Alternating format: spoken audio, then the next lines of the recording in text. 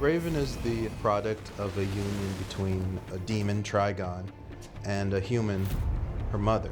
Raven's mother, Arella, ran off and joined a Satan-type cult, and the Satan in this case is Trigon, who's a demon from another dimension, and he and Arella get together, and Raven is born.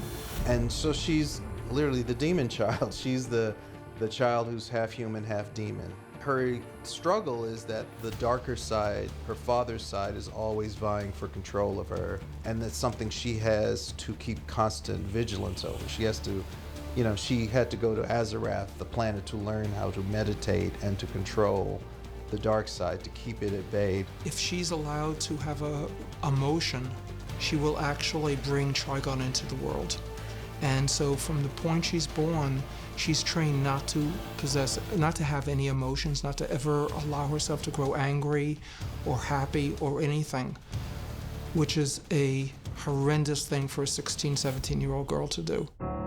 So here's a girl who desperately wants to have a real life, but because of circumstances she cannot control, namely her parentage, she's not allowed to.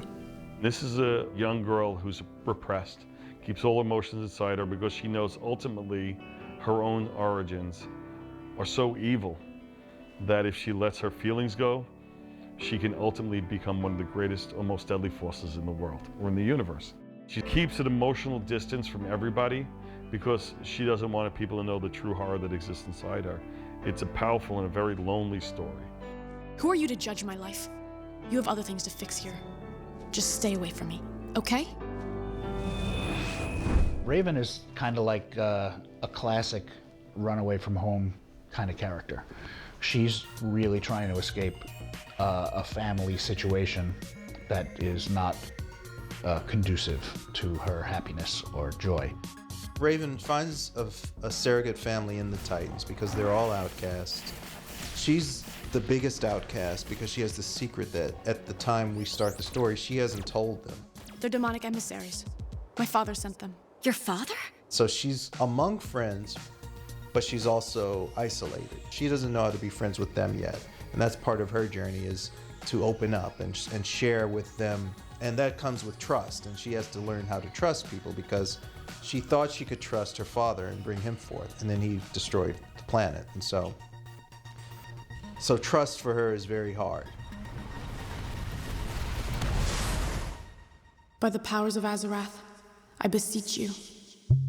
In the meantime, she's developing all these abilities that she didn't have before because as puberty kicks in for her, she's going to develop empathic powers.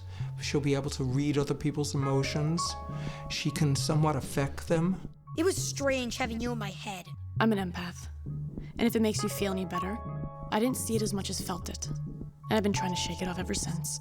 So if they're upset, if there's a situation that's a problem, she feels it and amplifies it and can bear the weight of it and even drain your worries from your body and take them on herself.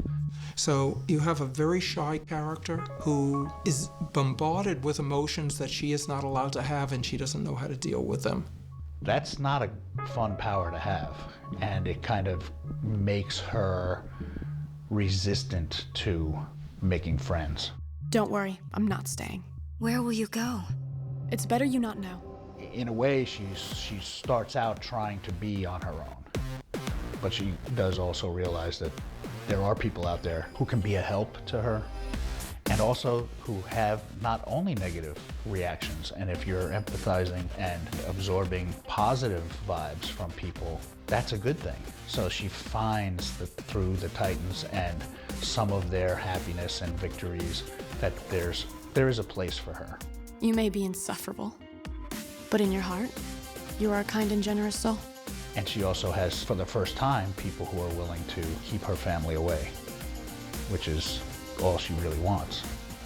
You're the only friends I've ever really had. I'll miss you. I like characters that aren't simple.